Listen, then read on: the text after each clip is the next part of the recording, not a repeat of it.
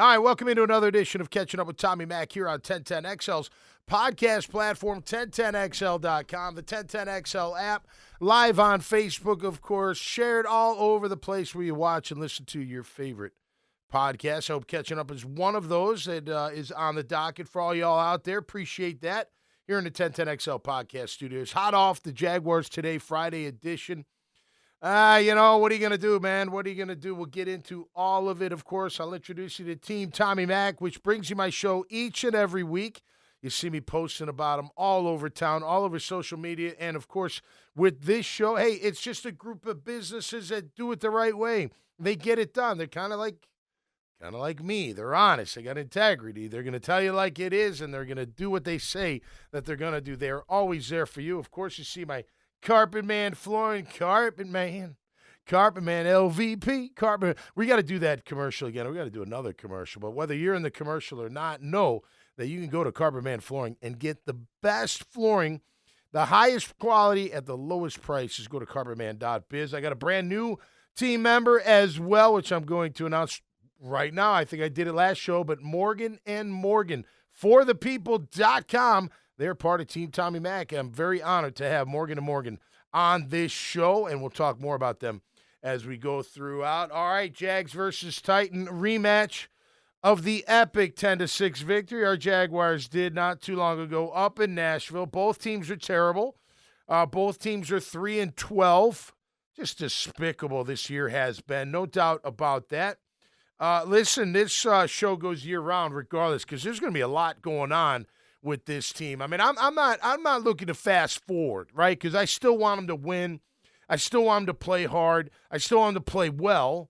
And I want them to beat the Tennessee Titans at home in front of the hometown crowd. And what a great gift that would be post-Christmas into the week of Hanukkah, or 8 days of Hanukkah, 8 nights. And then, of course, heading into the new year. I will be back on Monday. So I got another Catching Up with Tommy Mack before New Year's Eve. And I'll do it later this Monday because I got to travel a little bit early, but then I'll be back. I'll watch the tape, so it'll probably be in the afternoon instead of at noon on Monday. But we'll go through it, and hopefully for you Jag fans, I know a lot of you don't care. I don't know if I care. I mean, I care, but I don't. They lose, whatever. I want this season to be over with. I like what I was saying. I don't want to fast forward. Hey, Dale, good morning. I don't want to fast forward and not play. Of course I do. I want to see them play. I want to see guys still develop. I want to see Brian Thomas Jr. smoke the Tennessee Titans backfield, and hopefully we get the ball to him very early and very often. I think him and Mack are getting a little bit of chemistry together. It doesn't matter. It's just to finish out the year. Not going to matter moving forward, but it's not a bad thing as well. I hope they get into Brian Thomas Jr. early and often. Mason Rudolph will get the start. He has started the past 2 games for the Tennessee Titans. Had a better outing his first week, which is a couple weeks ago, when he was 21 of 26 for 8 yards per attempt, 2 touchdowns, 1 interception. Last week against the Colts, that was versus Cincy, not so good. He had 3 picks, he had 2 touchdowns, 1 sack, 7.4 yards per attempt. So they're throwing the ball down the field. They've got enough weapons to hurt us. Of course, Calvin Ridley is there. Hasn't had that big of a year. I mean, his stats are pretty weak, to be honest with you. Only 56 catches, 15 yards a catch, and 4 touchdowns. I would think they want more production out of him. But, hey, look, your offensive line gives up a lot of sacks. Your defense gets run on. Your defense isn't very good on third down, although they should be with the personnel they have up front. But nonetheless, 2 very poor years for these 2 AFC South teams. What do you do with it? Well, to me, you finish strong. I don't care about wins. I really don't. I want them to win, but I don't care. I have them winning, actually, and I got them 24-10. Why do I think that? I feel like it's just going to click a little bit better on offense. I think Brian Thomas Jr. and Mack will have a couple really good plays. I think Brenton Strange will have a big day. They should be able to pound the rock. I think Travis Etienne, Travis had a couple really good runs last week. They got called back by penalties. Hopefully he can get involved. Of course, Etienne, Bigsby just hold on to the ball, man. I'm going to put you out there. It's not like I'm giving up on you, but, man, you can't fumble the damn football. Both teams are at minus 15 in turnover margin, turnover ratio. Awful. You don't want to be negative anything. You got to be even or positive if you want to be a consistently good football team. The Titans have 24 fumbles, 12 lost. We have 18 fumbles and 9 lost. So, again, we're both at negative 15. Not a good thing whatsoever. Very tough to win when you turn the ball over and don't get turnovers. They do get some turnovers now. They've got 11 picks to our 5. We only have 5 interceptions as a defensive secondary. So nonetheless, we'll see if that can change a little bit this week as the Tennessee Titans come to town. Tony Pollard hasn't practiced all week, but he hurt us last time in the second half especially. I'd like to see our defense finally step up. And we've all been through it. I mean, the defense has been the biggest letdown. I got to commend the offensive line. They're doing a fine job. Again, sacks for the Titans, 47. Sacks for the Jags, 28. The offensive line, what they've given up. Part of that's quarterback play. We understand that, but who cares? That's the stat. And when one's at 28, one's at 47, you got to commend the 28, without a doubt. Now, with that being said, with 47 sacks given up, Josh Hines-Allen, I mean, come on, man. You've had a good year. He has. He's disappeared a couple times. Not disappeared. He just didn't hear his name much. He's had a lot of pressures. I know that. He's played good against the run, but he's got 7 sacks. And I'm sorry, but you weren't paid to get 7 sacks. You weren't paid elite money to just have 7 sacks. You're paid elite money to lead this team in sacks and to lead the league in sacks, or at least close to it, and you're nowhere near it. Trayvon Walker, I think, has had a good year overall. I think he's had a better year than Josh. I think he's really developing as a pass rusher. I think he's very good against the run. I think he's very stout when called upon. But we like a little bit more out of him, too. I think he'll end up with over 10 sacks. That's good for him. We'll take that all day long. But Josh Hines-Allen, the way he got paid, we need 15 out of you, man. We need 14, 13, 12, somewhere in that range each and every year under this contract. Or guess what? It's not that worth it. Unless we win a championship, then all the contracts are worth it, in my opinion. That remains to be seen. Looks like Walker Little will not play this week due to the ankle injury, and he may not play next week as well, so his season could be over. Got him locked up. New coach, who knows? It's funny. Doug's talking like he's not going anywhere. His tone, what he's saying, is he? I mean, you got to think he is. How do you not clean house? And I mean GM too. Like, come on, this is really bad. GM's 4th year, coach's 3rd year. I mean, come on, man. You've had enough time. I think 3 years is plenty of time to show which direction. Because let me ask you this. I'll ask you guys this. Which direction are they going? South. Down and not good, right? So you got to do something about that. You've had plenty of time to set your culture, to set the example. You know what else I was thinking about, too? So Doug Peterson comes from Andy Reid's tree. Andy Reid's a disciplinarian. Andy Reid holds those guys accountable. Those guys play and produce and don't make stupid mistakes. They make some. Everybody does. But it's not like consistent like that.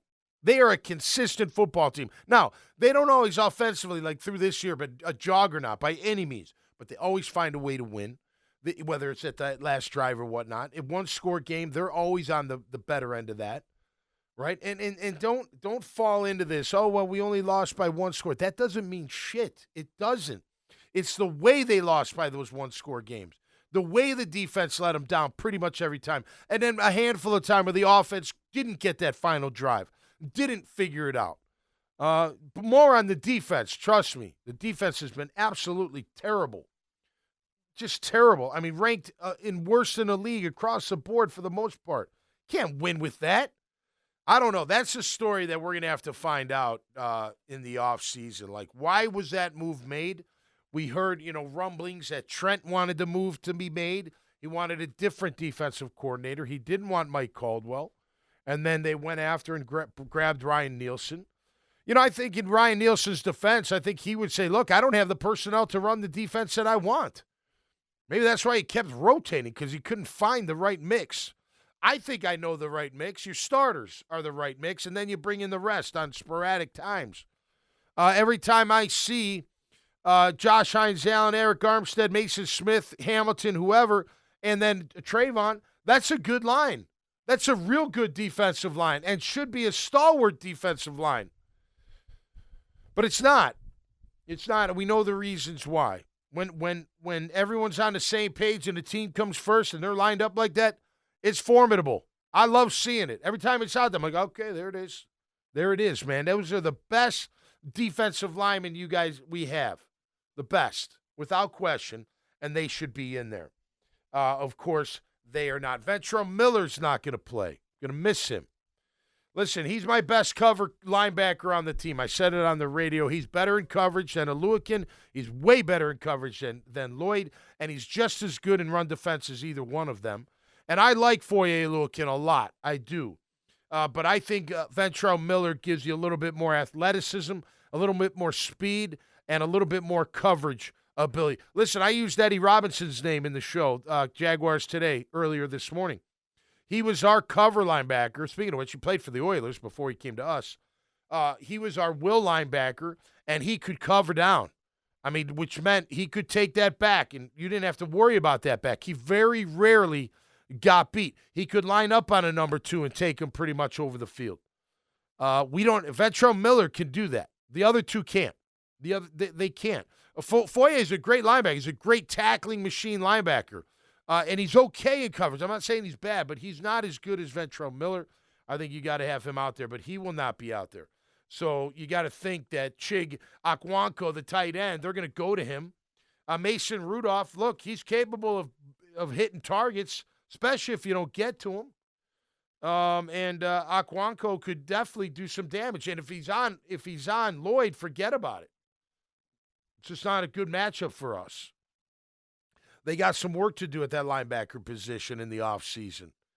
I don't know the cap situation, so I don't know if I think Aluakin just restructured, so maybe you can't, but I might look another direction and go a little bit younger, a little bit faster, a little bit more athletic. I'd move Lloyd up, make him a D-end. Just make him a D-end. Make him a bat. The old Joe Schmingy position, the bat position. It's a pass rusher. Can we stop with the 3-man rushes, please? They do nothing. Dropping that defensive tackle into the hook zone to 0. I don't know why you do that. Anyway, I don't know how you keep a guy like Ryan Nielsen. I really don't. And I've not met him. And I hate saying this about anybody, especially the guys in our market, because, look, you get fired. You got to go find a job. You got to uproot the fam. It's part of the business. I'm not playing a violin for him by any means, but I just don't like to see it. I don't like to see it at all. But the reality is they're terrible on defense. They're terrible. What would Ryan Nielsen say, I wonder? Not coach speak. I said this to Dempsey and Fantoni off air. I said, what would Doug say, do you think? Off the record. No BS, no agenda, no nothing. Just sitting, talking and saying, Doug, what went wrong? In your opinion, what went wrong? I wonder what he'd say.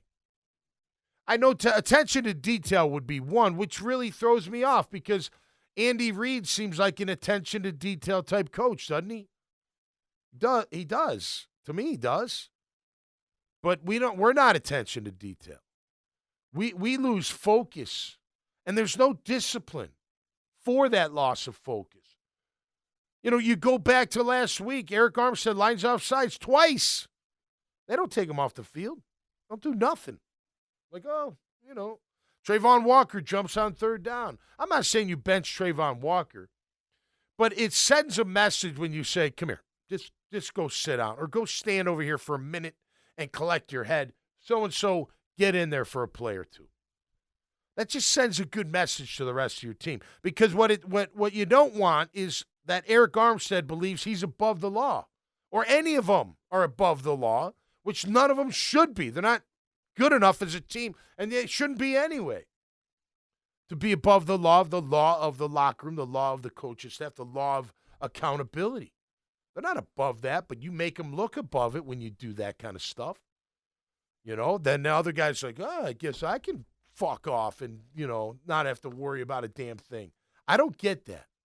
And I would love to, and I don't want to go to the press conferences. Look, I told you, if you haven't heard, I told a long time ago, I have chosen not to be, how should I say, because I'm friendly. I don't have anything against anybody in that organization personally, at all. I just want them to win, and I'm sick of the bullshit, and I'm going to hold them accountable. It's hard to do that when you have personal relationships. Unless you figure it out on the front end, said, hey, man, I'm going to be hard on you. I'll be fair, but you're going to hear some things when you don't play well, your team don't play well, that you may not like. I learned that the hard way. Now, Jack Del Rio and I are still friends. And Jack, I hope you're doing okay out there, buddy. I love you, man. We went through it because I became friends with Jack. Not where we'd go out and stuff, but we talk. It was cool. He'd come on my show. Anyway, I'm doing the show one afternoon way back when, and he texts me. It's got to be like that, huh? And I'm like, Jack, you guys aren't very good. He's like, well, why do you got to be so harsh? And I was like, that's what I'm talking about. I can't, because that's me. That's how I do it. You may think it's harsh. I don't think it's harsh. I don't think it's harsh at all.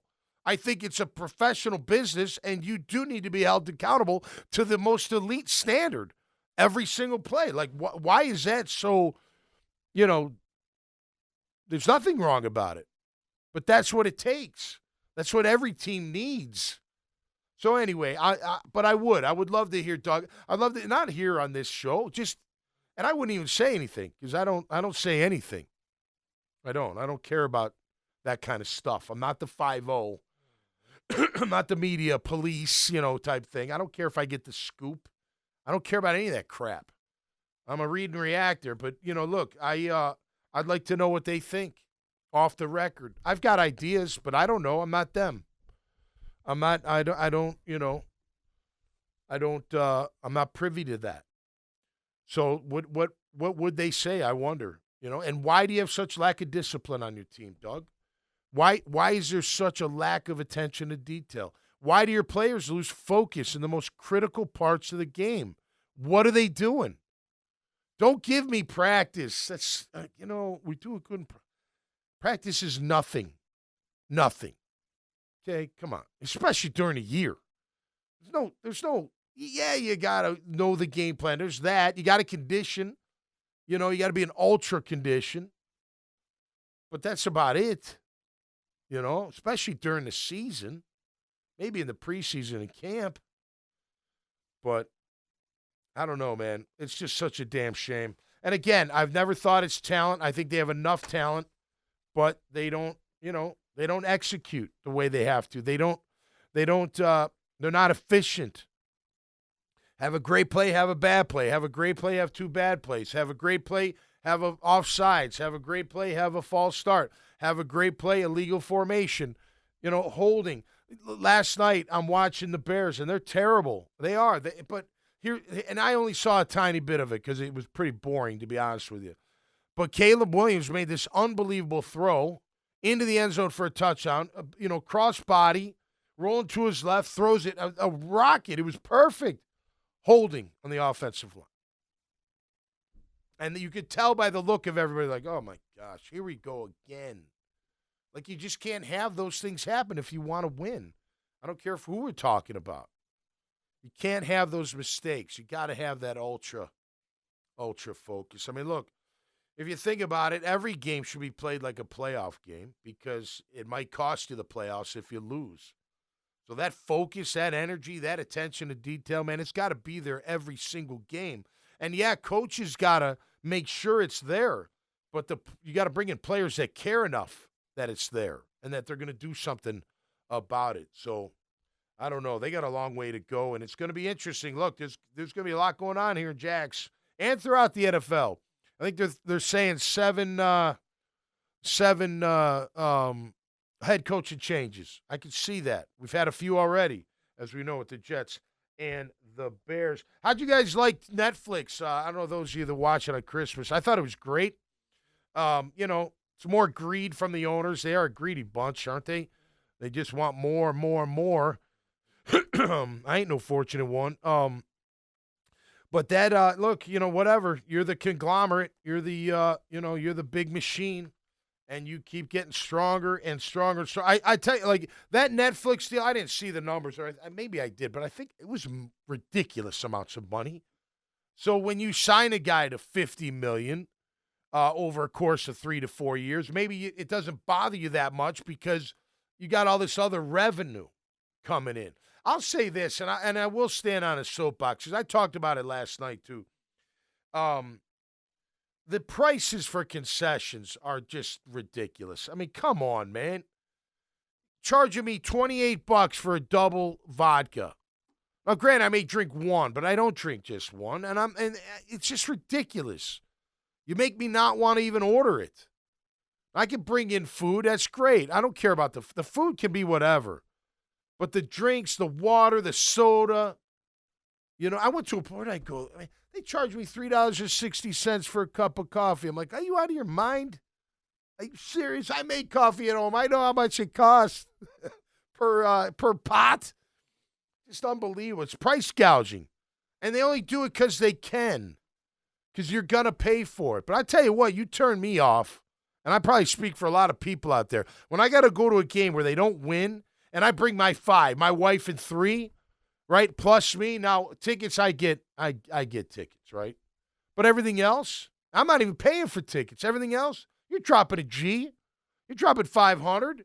You throw in the tickets, and you got to do that 8 to 10 times a year. Sorry, a season, and your team sucks. I mean, how do you? I don't know. I'd be dropping prices. I'd be like, yeah, it's been a tough year. I'm going to give you a break. I'm going to give you a break this week. Or I'm going to give you a break the rest of the year. I appreciate you being here.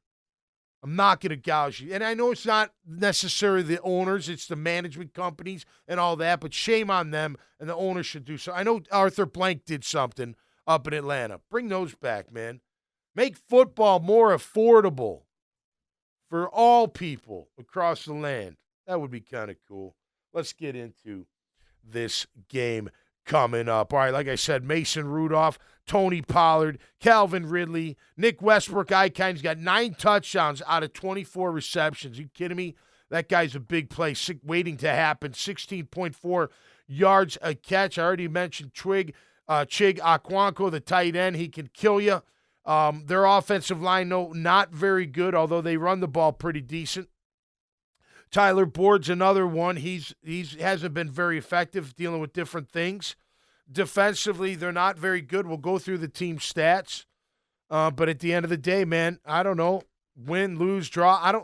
I hate saying I don't care, but I don't know if I care.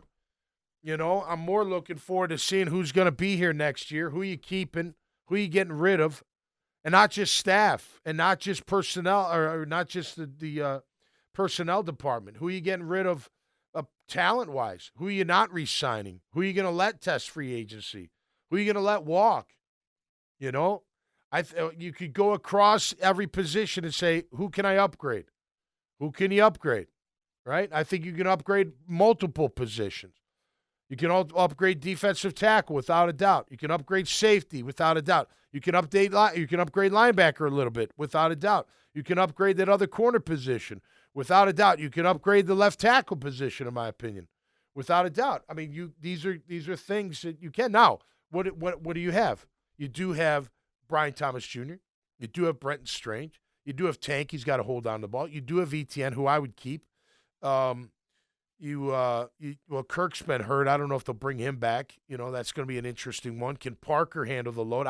I think Parker's game has dramatically increased dramatically. I think he's really worked on his craft between last year and this year. I think he can play that slot or the receiver position where you need him to. But you're going to need another one. Gabe Davis, I'm not that excited about. I mean, I thought he was going to be really good, but he wasn't. He wasn't good at all. He acted like he didn't care either. Some of those guys, you see it, make a mistake, it doesn't bother him. I don't know. It doesn't seem to bother the coach either. So maybe it trickles down, and you got those kind of players, and they're the same way. Like, okay, whatever. You don't care, I don't care. right? You're going to let that guy jump off sides twice? I can miss a tackle. No big deal. I can miss block. No big deal. I can do a false start at a critical moment. So what? They're not going to do nothing. What are they going to do? Oh, they don't bench anybody, so don't got to worry about that. You don't call me out. You don't yell at me. It's like the parent that would yell at the child but never do anything after. And the kid's just sitting there going, great. When you're done yelling, everything will be fine, right? There was no fear of getting in trouble because it was like crying wolf. Yell all you want at me. I don't care. You're not doing anything else. It's kind of like that. That's how I feel like that. Which brings me back to Andy Reid. Like, how was he not more like Andy Reid? You know? I was not every disciple. I think I know why. Disciple of Andy Reid, are they not like that, right? And maybe they are, aside from Doug. I think it's like that. Look, I grew up in that tough love environment, right? And a lot of us did. A lot of you listening out there, it was tough love. And you know what? Some people liked it. I appreciated it. As I got old, I was like, you know what? Yeah, it was fair. It was honest.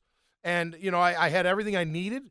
And I love my parents, and everything's cool. They made my mom and dad shape me into an okay human being. Like, they made me do a lot that I had to do, and they didn't always hold my hand, and they didn't always kiss my ass. And, I got held accountable for everything, right? And we all did. We all did. And a lot of us in the neighborhood, a lot of us in society. And then about half or more, when they grew up to have kids of their own, they're like, no, that's too tough. It's too tough. Well, they forgot that it's tough love.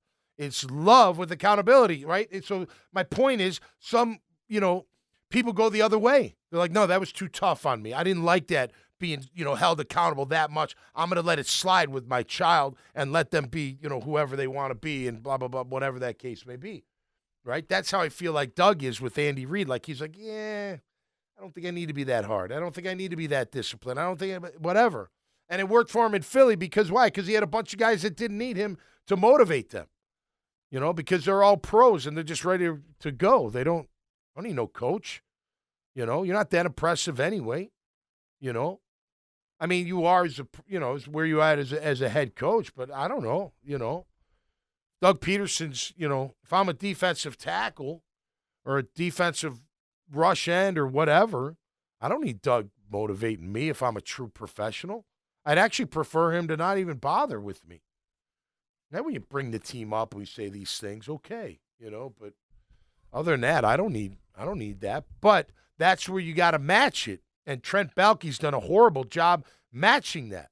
Look, Doug coaches the way he coaches. He is the way he is. I don't know why he is, but he is. So feed him with guys that can handle that don't need him to hold their hand, that will not make the same mistake because they got enough fortitude in them. I would never understand. I will never understand how a football player, or any athlete for that matter, isn't fully prepared. When you're younger, yeah, you can just show up. Of course you can. High school, sometimes college, and the very, very few, like the tip of my pinky, can do it in the NFL. But that's a real rarity.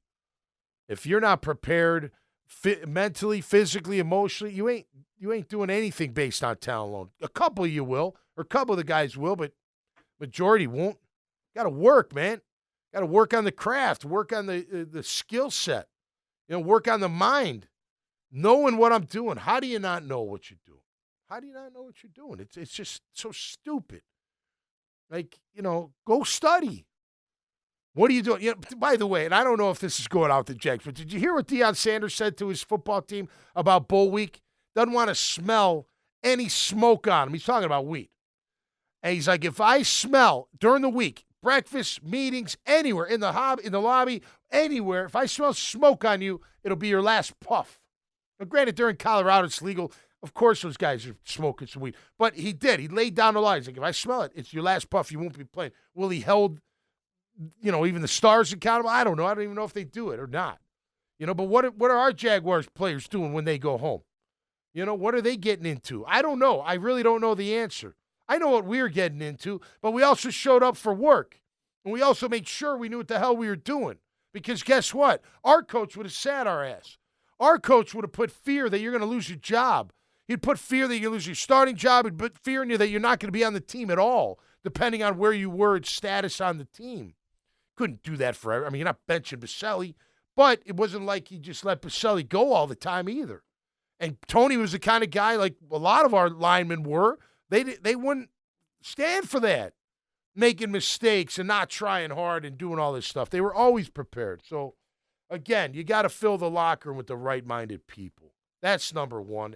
And then bring in the right-minded people that matches your skill or your scheme offensively and defensively. I asked earlier, what would Ryan Nielsen say? So here's my practical thinking, right? Ryan, you came in here talking about press coverage. Oh, I'm glad you think it's man, because it's not man. It's actually zone. Well, it's zone 2 press. Cover 2 press. It's like man. It looks like man, but it's not man, right? The safeties aren't in man. They're over the top. But the corners feel like they're in man. It looks like man, right? But he plays a lot of off coverage, or had been. So what does that mean? Do you not have the talent to run the system that you need to run? Or does your system just flat out don't work? You know? How much does it hurt when Eric doesn't want to play defensive tackle, right? How much does it hurt when, my safeties jump on that damn under route? How does it hurt when my safety's on one side of the field and the receiver comes from all the way over with nobody in his zone and you jump the underneath route and you don't see the guy coming? How do you keep making the same mistakes over and over again? I don't know. I mentioned on the radio, Tim Jones, illegal formation. How many times this year? How many? Illegal motion or illegal formation? 3 at least, maybe 5. He goes to the sideline and Chad Hall's just kind of chatting him up. How about never seeing the field again and finding me somebody that gives a shit?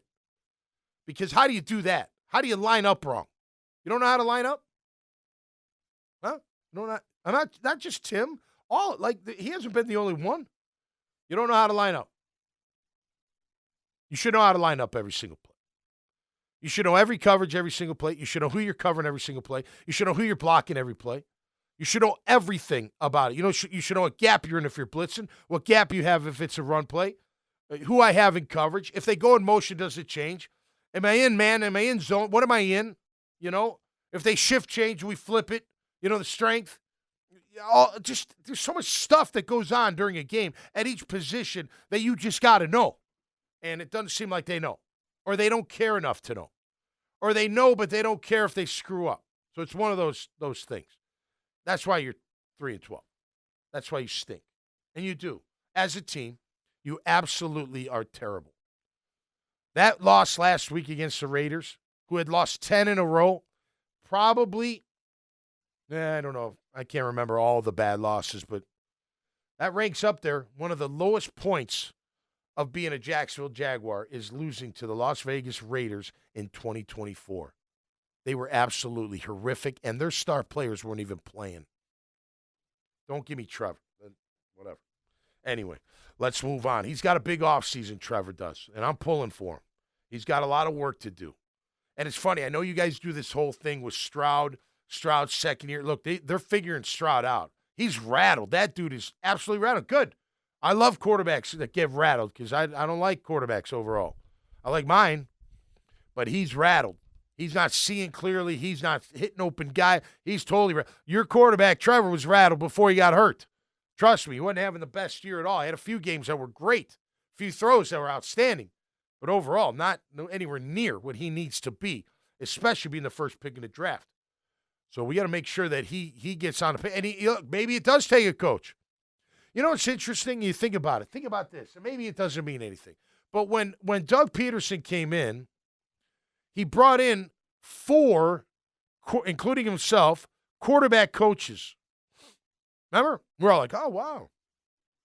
Jim Bob Cougar, former quarterback coach. Mike McCoy's the quarterback coach.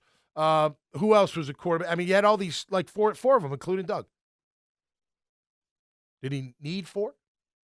Maybe he did, and we didn't know about it. I don't know. Maybe there's nothing to it at all. Doesn't mean shit. But we got to figure that out because he's got to play a lot better. And by the way, comparing Stroud's year 2 to Trevor's, what happened to Trevor's first year not counting? Remember that whole rhetoric? Oh, no, the Urban Meyer year doesn't count.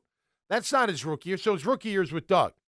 So the next year is when you should compare Stroud to this year, or Stroud's year to Trevor's second year. Maybe, and I don't even know the stats, but it's not the same. They now have Stroud on tape. They know exactly what his weaknesses are. Well, in Doug's offense, no, because you couldn't figure it out. You don't figure it out. The Chargers did in the first half because those quick throws, the first read throws, they were jumping them, and they were getting success. And then we switched it up and came through, and Trevor was outstanding. The play call was great, and the players did a great job. But that was 2022. It's gone downhill since then, right? A little bit in 23 was good when they were 8-3. Other than that, they weren't very good. They weren't very good. So we got to get the right coach in here. But I don't even know if that's going to happen. Doug's talking like he's not going anywhere. That's what it sounds to me. Now, maybe that's just a front. Maybe that's just him saying, hey, I'm going to be professional all the way through, and he should be. He should be. But I don't know. He seems like all is cool. I won't think it's cool at all. I think they're terrible, and I think you have to do something. All right, Team Stats Review headed your way. Brought to you by my good friends at Team Tommy Mac.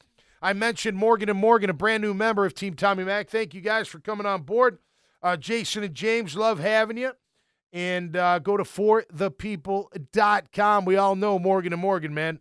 They are the best out there when talking about personal injury law. Make sure you check them out. I mentioned Carbon Man Flooring. You see the shirt right here, a good-looking shirt. Yes, I know. Fields Cadillac, 2 great locations down in St. Augustine by the Outlet Mall and on Blanding at I-295. They are my title sponsor of Riding Shotgun, and great to have them on board. J-Dog Junk Removal and Hauling. You'll see the truck.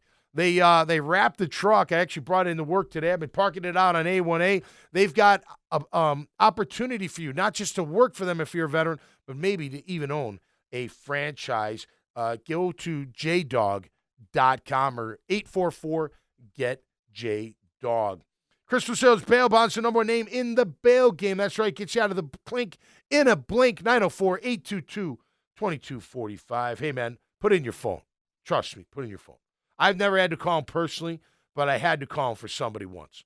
And I tell you what, it was a great relief that I had Chris Lucero and his team on my side because they do great work, no question about it. Azar sausage, man, we've been eating it all over the holidays, whether in a bun or our favorite dish. It's absolutely incredible. We like the andouille. We like the hot. They've got mild. They got a little bit of everything. Make sure you check them out at your local grocers, including Winn-Dixie. Whether in your favorite dish or in a bun, Azar sausage is the one. I make them up all day long. All right, Newmark Phoenix Realty Group, the number 1 commercial real estate firm in Northeast Florida and beyond. Check them out, 904-399-5222. Industrial, commercial, retail, investments, development. These guys are the best. They've been together since 1993. They're still together. I worked for them for a couple years. We're still great friends.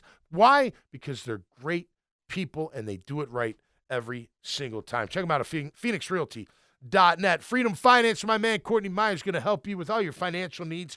Whether you need a fractional CFO or someone that can act like that, Courtney Myers is the guy. I'll tell you why, because he can help you with your bookkeeping, with your forecasting, with your accounting, fundraising. He does it all, and he's wanting to do it for you. All you startups, all you early stage or middle stage, looking for some help on the books. Make sure you keep Courtney Myers and Freedom Finance in mind. Go to freedomfinance.llc.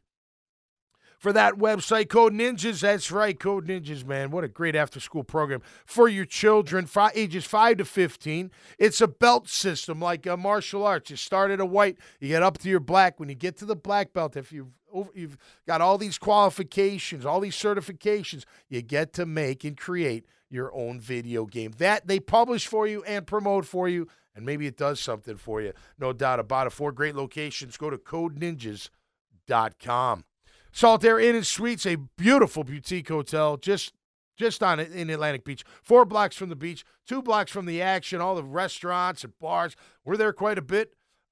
We were there last weekend, so be there again. But check it out. You want a night stay, you want a weekend stay, come for the week. If you're out of town, get out of the snow, come to beautiful Jacksonville and stay at Saltaire Inn & Suites. Family Tradition Specialty Foods, home of Coconut Joe's hot sauces. They're what's on our table, man. And that 4-pack that I just picked up is absolutely incredible.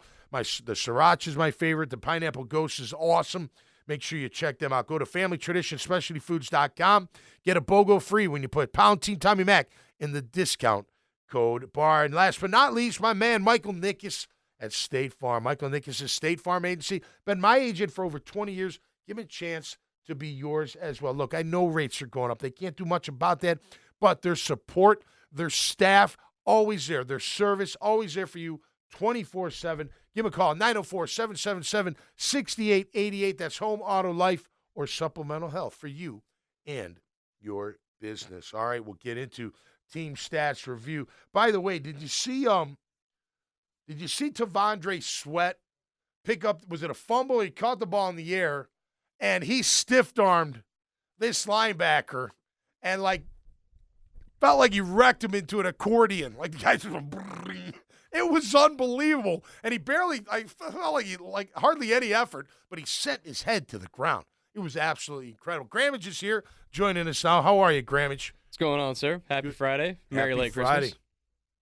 Happy Friday. Hey, we're going to do a late show Monday, okay? I'll do it from the house. Sounds good, baby. Yeah, I'll be back Let's Monday. do it. I have to watch the film and all that good stuff. I mean, listen, I'm going to finish strong because that's what I do, right? I'm going to watch the tape. Last week's tape, let me tell you something. Oh, my gosh, it took forever. That second half, end of the first half, they had 4 penalties in a row. The Raiders, you could have, jumped off a bridge. I mean, it was awful. Oh, my gosh. And it's funny because my mom, she calls me at halftime, and she's like, I'm going to bed. I'm like, you're going to bed? She's like, this football game is awful. And I hadn't been really, watching it play-by-play live, and then I go back to watch the replay. I'm like, now I know what she was talking about. That would made me go to bed, too. No question about that. But I don't know, man. It's, they're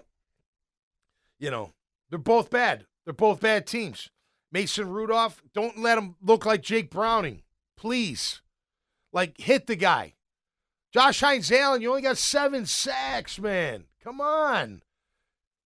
They're going to pay you elite. You got to play elite every single game. You haven't played elite every single game. Has Josh Hines-Allen played elite every single game? No. He hasn't played elite really all season. He's had a couple games, I think, that were pretty good. I feel like there was a game or two where he was doing well, but not like he should. No. Not like he should. Trayvon Walker's had a pretty good year. Want to see him get into double digits of sacks. They've got how many sacks? 29 as a defense. We have 28. They spread theirs out a little bit. Harold Landry III's got 8. Arden Key 6.5. Jeffrey Simmons got 5. A couple other guys got 2.5, 3.5. We're mostly Trayvon and Josh Hines-Allen. I mean, that's who our lead guys are. And then I think Ledbetter's tied with Roy Robinson-Harris for 2 or 3. And that's about it. And it's been absolutely awful. It has. That pass rush has been terrible. That has to be upgraded, no doubt about that. All right, let's go through the team stats review. Excuse me. That protein shake from earlier is giving me a little hiccups. All right, points scored and points scored on were both the same. Isn't that crazy? Wow, what do you know? Look at this, Grammage. Look how close we are on pretty much everything. Turnover ratio, both -15. Points scored on offense, we're at 18.5. They're at 18.9. Points allowed, they're at 27.8. We're at 26.4. Pretty damn close. Yards per carry, we're both at 4.2, 4.3. We both give up 4.3, 4.4. Yards per attempt, now this is Mac, 6.1. Rudolph's at 6.7. Our pass defense sucks. Gosh, they give up 8.1 yards per attempt at 68% completion. Come on. That's because they have no consistent pass rush at all. Not affecting the quarterback hardly at all. Third down, pretty similar. We're at 35.5%. They're at 37%. On defense, we're at 43%. They're at 40%. I mean, it's so darn close. I tell you what, our O-line only has 28 sacks given up, though, and they got 47, so that's a good thing. We've thrown 14. Rudolph has thrown 8. Mac's thrown 7. So Trevor's got 7. Mac's got 7. Mac's only got 5 touchdowns. Rudolph's got 8 picks and 8 touchdowns. Levis has got 12 and 12. I mean, they're the same kind of team. Who would have thought that going into 2024? Everyone had Tennessee on the bottom, right? Jacksonville, Houston, then Indy, then Houston, then Tennessee. Well, you got Tennessee right. And then there's our Jaguars sitting right there with them. Now, I will say this. Look, the Titans don't mean as much to me as they mean to a lot of you out there. They still mean a lot because I don't like them, but being on IR that whole year, I didn't play against the Titans that year. Not that I would make that much of a difference, but I don't feel that burn. I feel it for you fans. So I hope we win this weekend for your sake. Beating the Titans at home, maybe it's a late Christmas present, current Hanukkah present, or a New Year's resolution for you. That's the start of something. Other than that, I don't really care if they win. I want this season to be over so that we can, put that away, right? It's like a bad day. You have a bad day, right? You come home, you had a bad day. You want to put it away and go to bed eventually and then wake up and it's a brand new day, ready to rock and roll and, finding a new groove and whatever the case may be. That's how I feel about the 2024 season with 2 games to go. I'm ready to hurry it up to the end so we can wash this one clean and start building over, and start this. It's not a rebuild because you got enough talent, but you're building over. You're going to have a new coach, hopefully. You're going to have a new attitude, hopefully, a new culture, hopefully. And if the coach goes, I hope the GM goes too. So then you'll really have a new everything. And I think that's what it's going to take. Again, I've said it weeks ago, I'm not going to be surprised. I'm not. If Shad does nothing. I know you will, but I'm not. I'm not going to be surprised. I could see him giving them one more year to see if they can turn it around. I wouldn't give him the year, but I could see him doing it. But hopefully he doesn't. Hopefully enough people are in his ear saying, Shad, come on, man. This ain't good enough. These guys are so undisciplined. They're so out of focus. They screw up so many times. There's something wrong. You got to fix this. You got to get rid of them all. And you got to get rid of some of those players, too, that aren't falling in line, that aren't going to do whatever it takes to be a team player, that aren't going to do whatever it takes, team first, and then their accolades. So you got a lot of starting over to do. Or do they? We'll leave you with that because I don't know the answer. I think I know. I know what I would do, but I have no idea what Shad Khan's going to do. What would you do? I get rid of them all. You're 3. It's year 3, man. And it's year 3, and it's how they lost, Grammage. You never fixed the mistakes. Mm-hmm. All year, think about it. Even last week, the same stuff over and over and over, offense and defense. You didn't fix it at all. Right? So this is a bigger topic of conversation. I think this might be more of an off-season topic that you and I could get into, but I think we've talked about this a little bit before. Why does it feel like certain organizations always seem to have kind of a baseline of how good they are or better? Yeah. Right. The Ravens, the Steelers, yep. The Niners, the Chiefs. Yep. Even on their down years, they're still not terrible. Right. They're always competing. Yep. And then there's other teams that are always the opposite. Yep. Why is it that way? Well, there's one common denominator no matter who gets hired to be coach, GM, quarterback, whatever. It's always the owner. Yep. Right. And Shad, typically in his time, has given guys really long leashes. Yeah. Both general manager and head coach. Yep. With the exception of Urban Meyer, who did. That's a different story. But how we talk about accountability all the time, okay? Holding players accountable, holding coaches accountable, whatever. How can we expect Devin Lloyd to be held accountable? Or they don't hold them. So how can we expect the players on the field to be held accountable when Doug Peterson can be in year 3, only have 3 wins this late in the season, and keep his job? Agreed. Or Trent Baalke can be in year 4, have this little success, and keep his job? Because Shad doesn't hold them accountable enough. Correct. Right. So it trickles down. Totally. The trickle down lack of accountability goes all the way down. Right. Okay. So take the Steelers standard that Tomlin talks about. He didn't create it. The Roonies did. It was there. Yeah. He was there the very first coach with Chuck Noll. Correct. And then Cowher and Tomlin. They're all the same. Right. They're all tough, disciplinarians. Here's the standard, man. You go below it, you're not here, period. I don't care who you are. You're not above the team. You're not above what we do. This is what we do. And you either fall in line and do it, or we'll get someone else to do it. And the Steelers, that takes balls, Grant. And they're a good example because I think a lot of guys that are always super anti-fire the coach look at the Steelers and they go, well, look at the Steelers. They have all the success. They've only had 3 coaches. Okay, well, they've only had 3 coaches because all 3 hires have been good. And they win. They win, right. I think Tomlin's record of being 500 or better is like every year he's coached. Correct. The Steelers. Correct. Wouldn't think if the Steelers kill for 500 today? Right. Wouldn't you? You think if the Steelers had Doug Marrone and Urban Meyer and Peterson, you think if they had all these guys, they'd only have 3 coaches? No. There's a reason because Tomlin wins. Yeah. And it's because we talk, again, this is something else we talk about all the time, how important it is for ownership to have a certain way they do things and to hire a coach that aligns with that and to hire a GM that aligns with that. And they go get players that align with that. And they get a coaching. So everyone's singing the same sheet of music. That's right. There's nobody going off this beaten path thinking they're better than this and they're better than the team. And that crap doesn't happen in organizations like the Steelers or even the Ravens or all these different organizations. Here, that standard, there is no standard. There's no and standard. It's not held up. No. And it's not. No, you know what is here? It's a bunch of coach speak and players speak. Oh, we're working hard and everyone believes and all this. We'll get them next time. We'll clean it up. Right. Blah, blah, blah, blah, blah. It's just talk. And it's never backed up by any action because they don't clean it up. They don't fix the mistakes. They don't come back from adversity. We talked earlier on the Jaguars today, that the ETN fumble in Miami and then the bomb to Tyreek. Like that, you're looking at it like if you look at that microcosm, what happened there, they crumbled. Yes. They could never recover from that.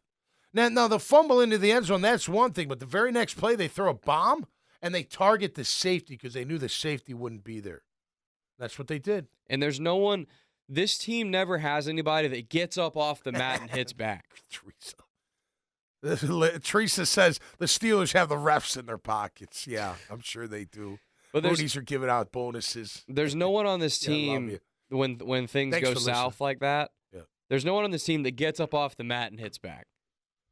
Because I think some do. Well, but not collectively and not right, enough. Right. Not enough. But it still just feels so just ho hum. It's okay. And look, back to the offseason and the past 2 off seasons. Hand up, I allocated for a lot of these guys to get paid, but has Tyson Campbell exactly been Darrelle Revis? No, I wouldn't have paid him. But he got paid. I know. Has Josh Allen been Nick Bosa or Myles Garrett? No. Nobody got paid like he was, right? And Trevor, I think, is kind of a different bucket of the conversation, but these guys get paid like they've earned superstar status in this league, and And they're not. I don't know if that's the case. They don't play like it. Christian Kirk's getting paid like he's a top receiver in football. Yep. Eric Armstead's getting paid like he's a game-wrecking defensive tackle, and instead he's just getting cardio at defensive end. Yep. I mean, you know what I mean? It's like there's not a real precedent here where guys really go earn that second contract. They really go prove it on the field. It's kind of like, well, if you're just all right and we invested in you. Well, look, in Josh Hines-Allen's defense, he had a monster year last year. He did. So I get that. But you could have said, well, okay, do it again. Because the 3 years before you didn't do that. Because we've never seen you disappear in games the 3 years before that. Because we've never seen you stack 2 great years together. Let's see you do it again. We saw you have a great rookie year. Yep. We saw you have a great contract year, and we saw a lot of average in the middle of that. We saw a lot of mediocre. There's an argument that you paid Trevor. That you haven't even paid him yet, but you agreed to pay him that heavy count. There's an argument that you should have made him wait. Yeah. You should have seen another year out of him. And you were adamant on I would have paid him more if it worked out. Like if he really showed up, I'd be like, no, this kid's the best. We're not getting any better, and let's just give him a boatload of money. Listen, I make jokes about it, but if I'm a free agent, I want to come to Jacksonville because Shad Khan overpays, and he'll pay a big contract. Walker Little's not deserving of any long-term contract. He's not. He's okay. So be an okay player and get paid big money. That's why I want to come here, right? I mean, that's the business now. It's all about the money. It's all about how much you make, how much you walk out of the game with in your bank account. That matters.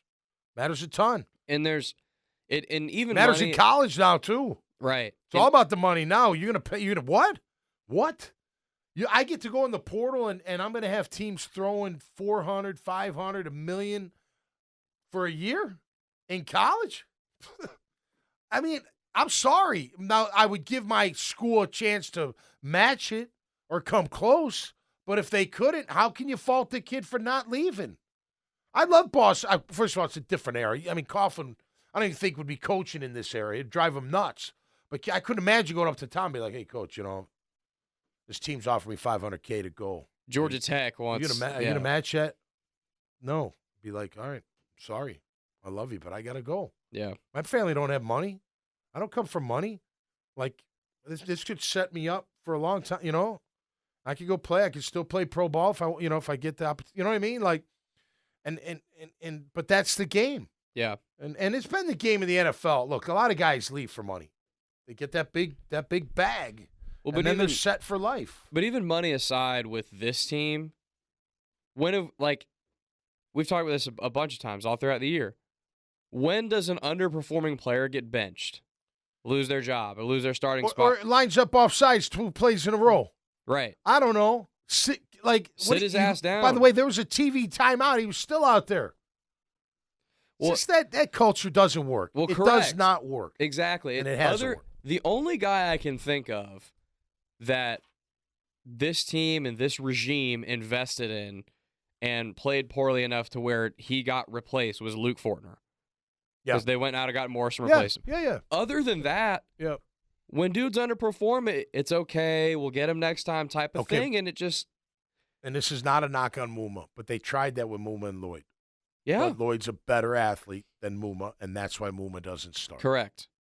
That's the reason. And in Muma's defense, because he's a good athlete, Lloyd's a first-round pick. And that's where politics come in. And that's where politics come in, Tommy. And they got to play him because they traded up for him, and they drafted him in the first round. I think they're misusing him, but whatever. That's another show. But that's another example. So that is where the politics come in. I agree with you, but also we know this in the NFL. Actions speak louder than words in the NFL, right? Player GMs and coaches rarely ever say how they truly feel about guys, but how they treat them and what they do in their draft picks and whatnot tell us more. They didn't draft Ventrell Miller by accident. No. They drafted Ventrell Miller because they know Devin Lloyd. They've seen him for 2 years, not know what the hell he's doing. Ventrell Miller should never leave the field. No, he should never leave the field. Correct. He's better than a Lewican. But when the pick was made, we were all like, "What the hell are you doing? You just drafted 2 linebackers last year. You got Foye. Why?" They needed to get faster at linebacker. They needed to get faster and smarter. Yeah.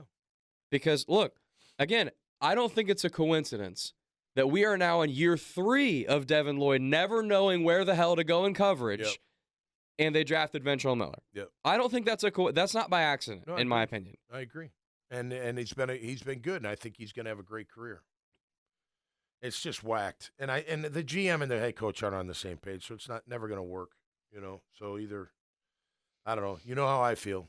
I'd send them walking, and it would be right after the last Sunday, Black Monday. I'd just be like, all right, guys, thanks for all your effort. You got your guaranteed money, but you got to go, and you got to take everybody with you. It's like throwing that girlfriend out. Like, you just got to go. It's not working anymore. You got to go.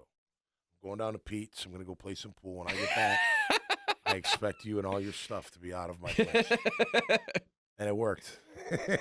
And it worked. All right, that's going to do it for me this time around for us. Me and Grammage, of course, every Monday, every Friday. Hey, man, we don't stop. We don't stop. We sure don't, man. There's always something to talk about. There'll be a lot of NFL news and notes. It's going to be exciting. I mean, we got 7 right now head coaching vacancies. You'll have new head coaches. We're going to have a new thing here in Jax. We think. Maybe we will. Maybe we won't. That's going to be interesting in itself. And we'll be covering it, man, because that's what we do here. Please go check out TommyMac.net. You'll see all of Team Tommy Mac there. Every logo, click on the logo, take you right to the respective website. You'll see all the riding shotgun shows that we have. We got a big lineup for 2025. I can't wait to share that one. Going to be huge. And then you'll see catching up with Tommy Mac there as well. Please like and subscribe to the YouTube channels, whether it's 1010s or it's Tommy Max, and we appreciate you, man. I want to wish you all a great weekend. I'll be back for the New Year, so I'm not going to say Happy New Year yet. I'm a big fan of I shouldn't say a big fan of New Year's. I'm a big fan of the New Year because it's reset time. But my dad passed on New Year's Eve morning, so I always think of him on New Year's Eve morning when he passed in 1995. He did get to see me make it in the NFL and realize a dream, man. So that always is very near and dear to my heart. All right, y'all be good out there, man. Take care of one another. Stay safe. Enjoy your holy days, your holidays, and enjoy the weekend. And we'll see you next time right here. Be safe. Stay strong. Stay safe. Be cool. And stay safe. We'll see you next time right here. Catching up with Tommy Mac.